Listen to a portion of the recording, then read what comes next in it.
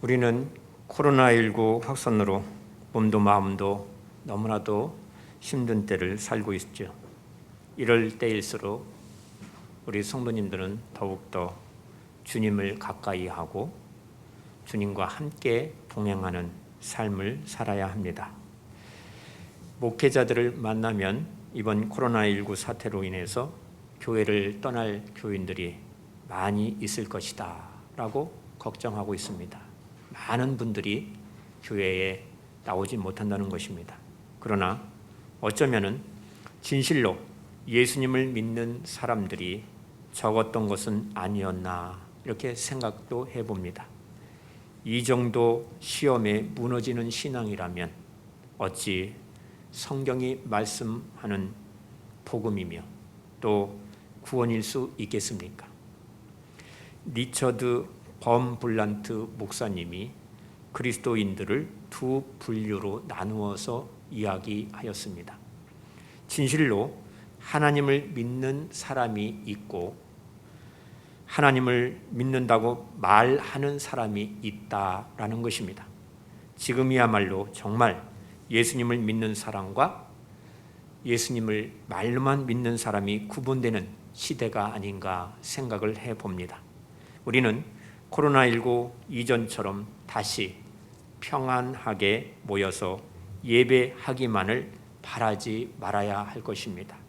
코로나19 상황 가운데 우리가 진정 생명을 가진 성도인지 영생을 가진 성도가 정말로 맞는 것인지를 점검하고 새로워져야 한다라고 저는 깊이 생각해 보았습니다.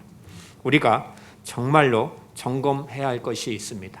바로 부활신앙입니다. 예수님이 이 땅에 오셔서 이 땅에 어떻게 오셨습니까? 복음서에 보면은 하나님과 함께 계시던 말씀이 육신이 되어 우리 가운데 거하셨다라고 말씀하고 있습니다. 우리가 볼 수 없는 하나님께서 볼 수 있는 신인 사람으로 나타나셨다고 말씀하고 있습니다.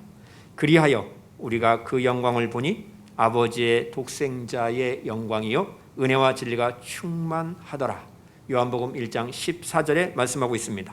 옛적에 모세의 성막과 솔로몬의 성전에 충만했던 그 영광은 임마누엘에 대한 예표였다라고 성경은 말씀하고 있습니다. 하나님께서는 사도들을 통해서 자기 선언을 말씀하셨습니다. 주님은 내가 생명의 떡이다 라고 선언하시고 오병이어의 표적을 보여주셨습니다. 주님은 내가 세상의 빛이다 하신 후에 소경된 사람을 치료하는 표적을 보여주셨습니다. 주님은 나는 부활이요 생명이다 라고 선언하셨습니다. 죽은 지 나흘이 되어 시체 썩은 냄새가 나는 나사로를 살리는 표적을 보여주시며 사망 권세를 잡는 사단 마귀를 없애시는 분임을 보여주셨습니다. 주님은 내가 길이요 진리요 생명이다 선언하셨습니다. 주님은 내 안에 내 인생이 전부다 해답이다 라고 말씀하신 것입니다. 주님은 나는 선한 목자다. 주님은 내가 참 포도나무요 너희는 가지다 라고 선언하셨습니다. 이는 그리스도와의 연합을 가리키는 것입니다. 우리가 주님 안에 있을 때에 가장 안전합니다. 성경은 하나님이 자기 땅에 오셨는데 예수님이 탄생하셨는데 자기 백성들이 영접하지 아니하였다라고 요한복음 1장 11절에서 말씀하셨습니다. 여러분, 성경 전체의 주제가 무엇입니까? 요한복음 3장 16절 하나님이 세상을 이처럼 사랑하사 독생자를 주셨으니 이는 그를 믿는 자마다 멸망하지 않고 영생을 얻게 하려 하심이라 라는 말씀입니다. 여러분, 예수님이 누구이십니까? 하나님의 독생자입니다. 하나님의 독생자이신 분이 왜 이 세상에 오셨습니까? 영생을 얻게 하시려고 오셨다고 성경은 말씀하고 있습니다. 그를 믿는 자는, 예수님을 믿는 자는 영생을 얻고 믿지 않는 자는 멸망을 당하게 된다는 것입니다. 그러면 하나님께서 왜 이렇게 행해 주셨습니까? 세상을 이처럼 사랑하셨기 때문이라고 말씀합니다. 이것이 하나님의 사랑입니다. 우리는 하늘에 속한 자의 형상을 입게 되었습니다. 이 믿음을 소유한 사람입니다. 하나님의 자녀가 되었고 하나님의 백성이 되었고 하나님의 교회에, 주님의 몸된 교회에 주님과 연합된 몸이 되었음을 우리는 인정하고 오늘 본문의 말씀을 생각해야 합니다. 오늘 본문 말씀에는 주님이 부활하셨고 우리의 몸도 부활함을 믿는 그 믿음이 있느냐라고 묻고 있습니다. 고린도 교회 교인들은 부활의 몸은 어떤 몸이냐라고 사도에게 물었습니다. 사도 바울은 부활에 대한 해로운 자들에게 질문한 두 가지에 대하여 답하고 있습니다. 35절 말씀, 죽은 사람이 어떻게 살아나며 그들은 어떤 몸으로 옵니까? 라는 것입니다. 이 점은 오늘날 성도들 중에도 부활을 확신하지 못하고 있는 문제이기도 한 것입니다. 사도 바울의 첫 번째 대답은 36절에서 어리석은 자여 라고 말하고 있습니다. 이 말은 단순한 질책이 아닙니다. 불신앙을 책망하는 말씀입니다. 왜냐하면 성경이 어리석은 자는 그 마음에 이르기를 하나님이 없다 하도다 라고 시편 14편 1절에서 불신앙을 가리키고 있기 때문인 것입니다. 예수님께서는 부활이 없다 주장하는 사두개인들의 질문에 마태복음 22장 29절에서 너희가 성경도 하나님의 능력도 알지 못하는 거로 오해하였도다 라고 대답하셨습니다. 따라서 여기서 어리석은 자는 하나님도 모르고 성경도 모른다라는 뜻인 것입니다. 그래서 사도 바울은 씨와 나무를 비유로 설명을 하고 있는 것입니다. 사도 바울은 씨를 심어 그것이 이루게 될 형체, 즉 씨는 아주 작지만 볼품이 없지만 그 씨앗이 발하여 열매를 맺고 아름다운 꽃을 피우고 그것이 자라서 큰 나무가 된다라고 이야기하고 있습니다. 부활의 몸도 그와 같다고 말씀하고 있는 것입니다. 42절을 보시면 썩은 것으로 심고 썩지 아니할 것으로 다시 살며 했습니다. 부활은 썩지 아니하는 몸이라고 말씀하고 있습니다. 43절에 욕된 것으로 심고 영광스러운 것으로 다시 살아나며 약한 것으로 심고 강한 것으로 다시 살아나며 라고 말씀합니다. 부활은 영광스러운 몸입니다. 부활은 강한 몸이라고 말씀하고 있습니다. 44절에 육의 몸으로 심고 신령한 몸으로 다시 살아나며 했습니다. 육의 몸이 있으나 신령한 몸이 있다라고 분명히 말씀하고 있습니다.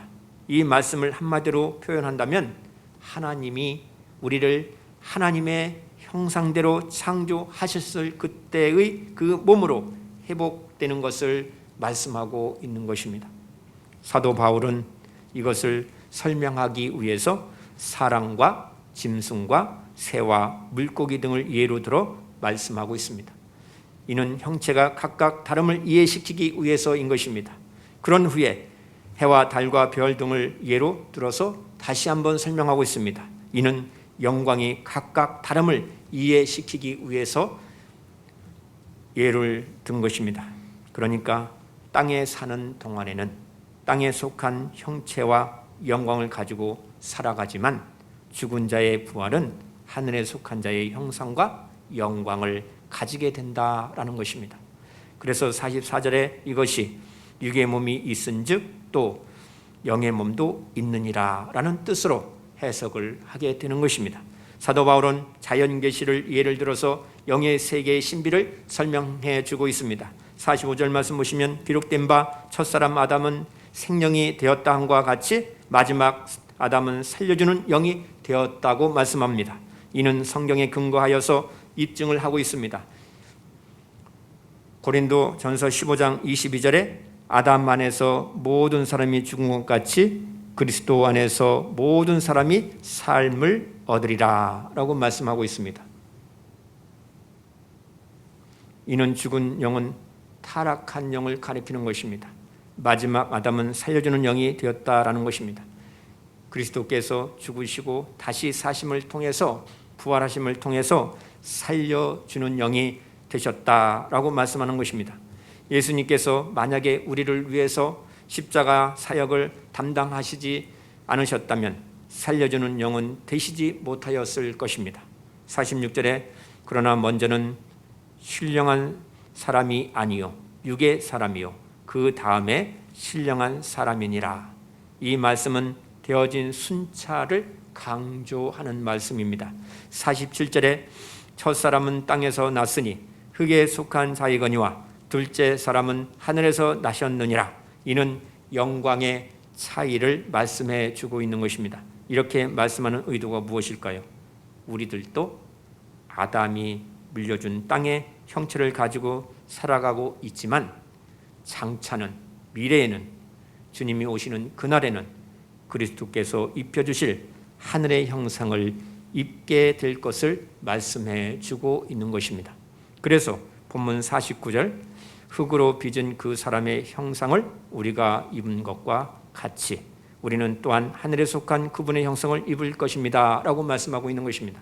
이것이 그리스도 안에서 잠자는 자들이 부활할 때 입고 오게 될 형상이라고 설명하고 있습니다. 여기서 한 가지 우리가 기억할 것이 있습니다. 45절에서 첫 아담과 마지막 아담, 즉 첫사람과 둘째 사람이라는 표현입니다. 그리스도를 둘째 사람이라고 부르는 것은 두 번째 대표자라는 뜻으로 해석할 수가 있는 것입니다. 그러니까 거듭난 사람은 둘째 사람의 자손이 된 것입니다. 그러면 어찌하여서 둘째 아담이라 부르지 아니하고 마지막 아담이라고 부르는 것일까요?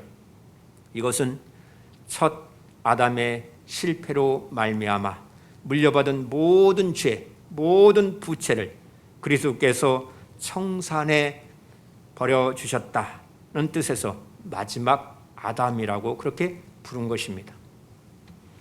우리 주님은 아담으로부터 물려받은 모든 죄의 짐을 친히 십자가상에서 담당하심으로 마지막 아담 율법의 마침이 되셨다라고 말씀하시면서 복음의 시대를 열어주셨습니다.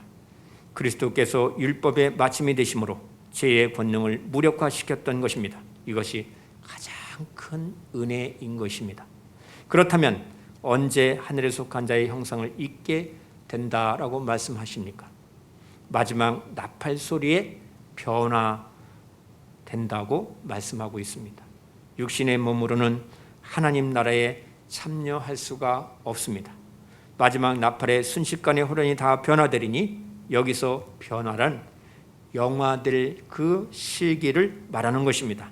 마지막 나팔이란 바로 예수님의 재림을 가리키는 것입니다. 마지막 승리의 나팔이 울려 퍼지게 되는 것입니다. 이때 두 가지 양상으로 나타나는 것입니다.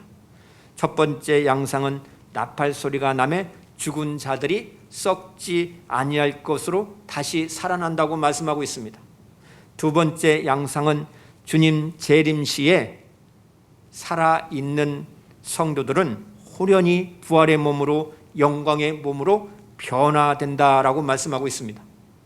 주님께서 부활하신 몸과 같이 우리들도 그렇게 된다는 것입니다. 예수님께서 재림하실 때 누구나 하나님의 나라에 들어가는 것이 아닙니다. 부활한 사람만이 들어갈 수가 있습니다. 현재 몸으로 하나님 나라에 들어갈 수가 있는 것이 아닙니다. 부활의 몸을 입고 들어가는 것입니다. 그 설명이 본문 50절부터 53절 말씀입니다. 제가 새번역 성경으로 읽어드립니다. 형제 자매 여러분, 내가 말하는 것은 이것입니다. 살과 피는 하나님 나라를 유산으로 받을 수 없고 썩을 것은 썩지 않을 것을 유산으로 받지 못합니다. 보십시오. 내가 여러분에게 비밀을 하나 말씀드리겠습니다. 우리가 다 잠들 것이 아니라 다 변할 터인데 마지막 나팔이 울릴 때에 눈 깜짝할 사이에 호련히 그렇게 될 것입니다. 나팔 소리가 나면 죽은 사람은 썩어 없어지지 않을 몸으로 살아나고 우리는 변화할 것입니다. 썩을 몸이 썩지 않을 것을 입어야 하고 죽을 몸이 죽지 않을 것을 입어야 합니다 라고 말씀하고 있습니다. 여기서 엄청난 믿음을 말씀하고 있습니다. 무슨 말씀입니까? 이 능력의 말씀을 우리가 믿을 때 우리의 생각이 완전히 바뀌게 된다는 것입니다. 죽음이 끝이 아니라는 것입니다. 사람들은요, 너무나도 삶이 고통스러우면 죽으면 모든 것이 다 끝날 것이다 이렇게 생각을 합니다. 그런데 죽음이 끝이 아닌 것입니다. 죽으면 끝난다, 그러니 죽었으면 좋겠다 하는 것은 염세적인 생각인 것입니다. 허무주의에 빠지게 되는 것입니다. 나는 왜 이 모양으로 사는 거야 하고 비교의식, 열등감, 죄책감에 빠지게 되는 것입니다. 그러나 주님을 믿는 그 믿음을 우리가 소유하게 되면 우리의 생각이 확 바뀌는 것입니다. 염세적 생각이 바뀝니다. 허무주의, 비교의식, 열등감, 또 죄책감이 다 사라지게 되는 것입니다. 왜냐하면 우리의 무거운 짐을 예수님께서 대신 져주셨기 때문입니다. 그것을 믿기 때문인 것입니다. 그렇습니다. 거듭난 사람만이 영화로운 몸을 잊게 됩니다. 영화된 몸이란 마지막 나팔 소리가 울려 퍼지는 그날에 불타버리지 아니하고 영화에 참여하는 자가 되게 하기 위해서는 성령의 나타나심과 그 능력으로 진리의 말씀으로 된다는 사실을 믿는 것입니다. 십자가의 도가 멸망하는 자들에게는 미련한 것이요 구원을 얻는 우리에게는 하나님의 능력이 된다고 성경은 말씀하고 있습니다. 오늘 본문 말씀 55절 보세요. 사망아 너희 승리가 어디 있느냐, 사망아 내가 쏘는 것이 어디 있느냐라고 묻습니다. 이 말씀은 이미 패장이 되어 권세를 박탈당한 사단을 조롱하는 말입니다. 그러면 잃어버린 사단의 권세가 무엇입니까? 56절에 사망이 쏘는 것은 죄요, 죄의 권능은 율법이라 라고 말씀합니다. 이 말씀 속에는 사망과 죄와 율법이 등장합니다. 이 세 가지가 우리에게 어떤 연관성이 있습니까? 사망에 이르게 된 것은 죄라는 독침에 쏘였다라는 것입니다. 그런데 죄의 권능은 율법이라고 했습니다. 무슨 뜻입니까? 율법이 없으면 죄는 죽은 것과 같다고 했습니다.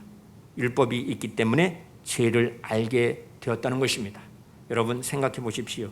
법이 없으면 아무리 흉악한 잘못을 죄를 졌어도 재판에 회부하고 판결하여서 처벌할 길이 전혀 없는 것입니다.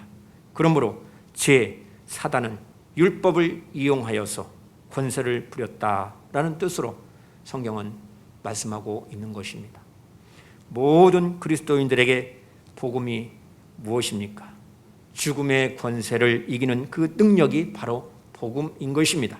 그래서 사도 바울이 죽음을 향하여서 사망아 너의 승리가 어디 있느냐, 사망아 너의 독침이 어디 있느냐라고 조롱 섞인 말을로 애칠 수 있었던 것입니다. 이것은 정말로 통쾌한 승리입니다. 사람이 제일 무서워하는 것이 무엇입니까? 죽음입니다. 죽음 앞에서 한없이 비굴해지고 무력해지고 슬퍼하고 연약해질 수밖에 없는 것입니다. 죽음이란 무엇입니까? 몸과 영이 분리되는 것입니다. 누가복음 23장 46절에 주님은 내 영혼을 아버지 손에 부탁하나이다 하고 영혼이 떠나시다라고 기록되어 있습니다. 그런데 다시 살아나셨다는 것은 떠났던 그 영혼이 몸과 결합했음을 의미하는 것입니다. 베드로가 사랑하는 주님을 3번씩이나 부인하고 저주까지 했던 이유가 무엇일까요? 죽음이 너무나도 무섭고 두려웠기 때문인 것입니다. 죽음이 두려우면 십자가의 길을 끝까지 갈 수 없는 것입니다. 죽음에서 두려워 떨고 있는 죄인을 구원해 주시려고 예수님께서 이 땅에 오셨습니다. 마가복음 8장 34절을 보면 예수님께서 누구든지 나를 따라오려거든 자기를 부인하고 자기 십자가를 지고 나를 따를 것이다 라고 말씀하셨습니다.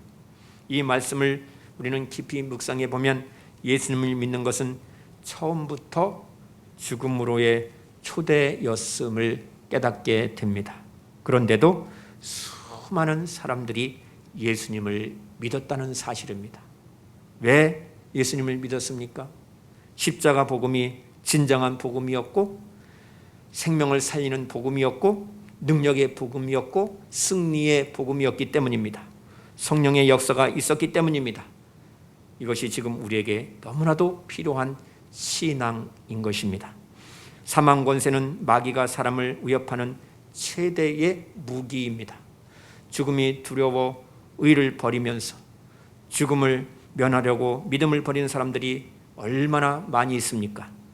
베드로도 죽음이 두려워서 가야바의 법정에서 예수님을 부인하였고 계집종 앞에서 3번씩이나 주님을 모른다고 맹세까지 하였습니다. 어느 누가 감히 죽음이 무섭지 않다고 장담할 수 있겠습니까? 아무도 없는 것입니다. 지금 우리에게 죽음도 이기는 신앙, 부활 신앙은 무엇일까요? 사도 바울처럼 갈라디아서 2장 20절에 내가 그리스도와 함께 십자가에 못 박혔나니 그런즉 이제는 내가 사는 것이 아니요 오직 내 안에 그리스도께서 사시는 것이라. 이 말씀을 고백하면서 인생을 사는 것입니다. 예수님과 함께 죽는 사람이 부활하신 예수님으로 사는 삶을 능력 있게 살 수 있는 것입니다. 코로나19 연병으로 인하여 지금 우리는 모든 것이 뒤틀린 세상에 살고 있습니다. 제약이 우리를 이길 것 같고 여러 가지 시험이 우리를 삼킬 것 같지만 그러나 반드시 하나님은 이기시게 하시는 것입니다. 승리하게 하십니다. 그러므로 흔들리지 말아야 합니다. 사도 바울이 우리 몸도 부활할 것이라고 증거한 이유가 무엇입니까? 흔들리지 않게 해주셨다라는 은혜를 깨달았기 때문입니다.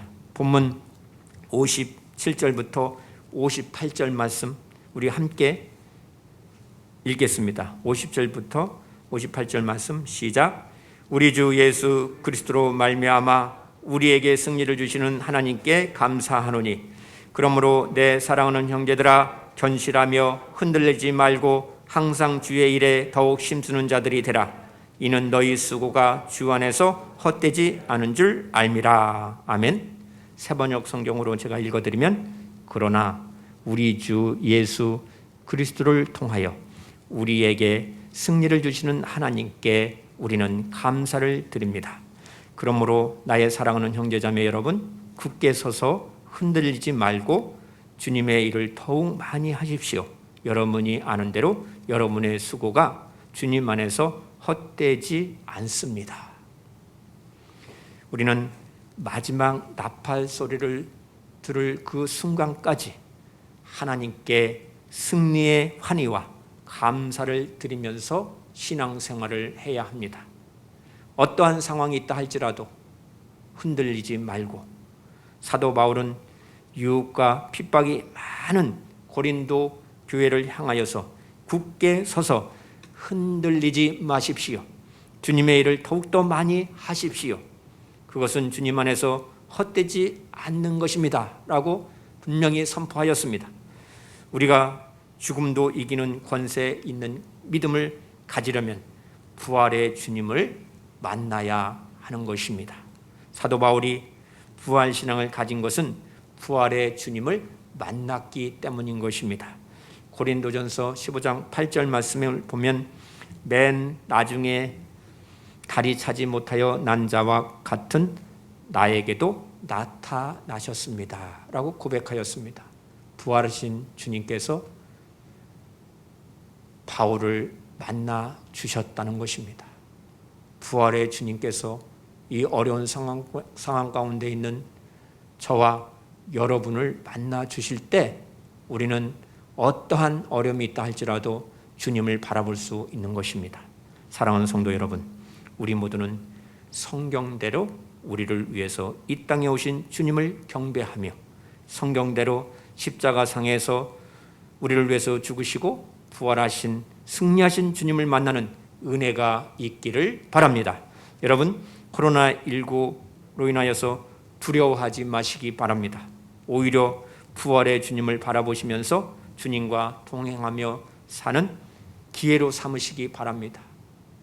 여러분, 이 어려움 때문에 어떻게 하면 교회에 가지 않을까 이런 생각을 하면은 안 됩니다. 바로 사단이 교묘하게 이용하는 것입니다.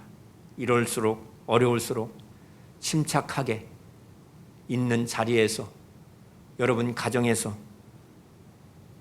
하나님 말씀을 가까이 하고 기도하면서 오늘도 주님 저와 동행해 주십시오.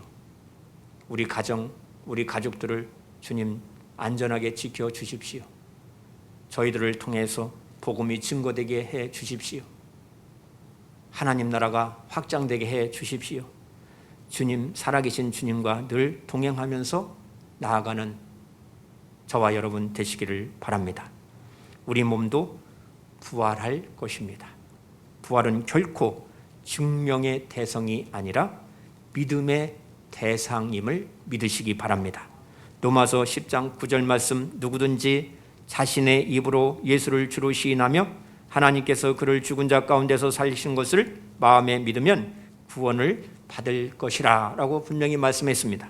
그러므로 어떤 상황에 있다 할지라도 코로나19 연병이 앞으로 더욱더 확산된다 할지라도 그러한 위급한 상황이 있다 할지라도 우리의 신앙이 믿음이 견고하고 흔들리지 말고 항상 주의 일에 더욱더 힘쓰는 성도들이 되시기를 바랍니다. 주의 일이 무엇입니까? 우리 가정을 믿음의 가정으로 든든히 세우는 것입니다. 하나님 말씀을 날마다 가까이 하면서 그 말씀을 우리 삶 가운데 실천하는 것입니다. 그리고 나에게 주신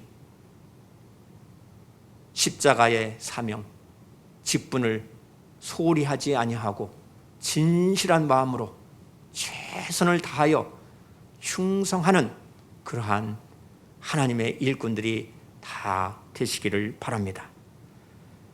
결코 적당하게 신앙생활 하지 맙시다. 정신 똑바로 차리고 죽음도 이기는 부활신앙으로 날마다 승리의 삶을 사는 저와 여러분 되시기를 주님의 이름으로 축복합니다. 기도합니다. 하나님, 어려운 상황 가운데 1년 동안 내내 계속되었습니다. 또 새해에도 계속될 것으로 생각될 수밖에 없는 그러한 상황 가운데 있습니다. 그렇다 할지라도 주님께서 함께해 주시고 또 날마다 주님을 바라보고 하나님 말씀을 우리 마음 가운데 새기고 그 말씀을 실천하면서 진실한 마음으로 이웃을 사랑하면서 나아가는 우리 성도들이 될 때 부활신앙을 가지고 부활의 믿음을 가지고 살 때에 우리의 믿음이 더욱더 견고해지고 흔들리지 아니하고 항상 주의 일에 힘쓰는 성도들이 되어서 승리하게 하여 주실 줄 믿습니다. 예수님의 이름으로 기도드리옵나이다. 아멘.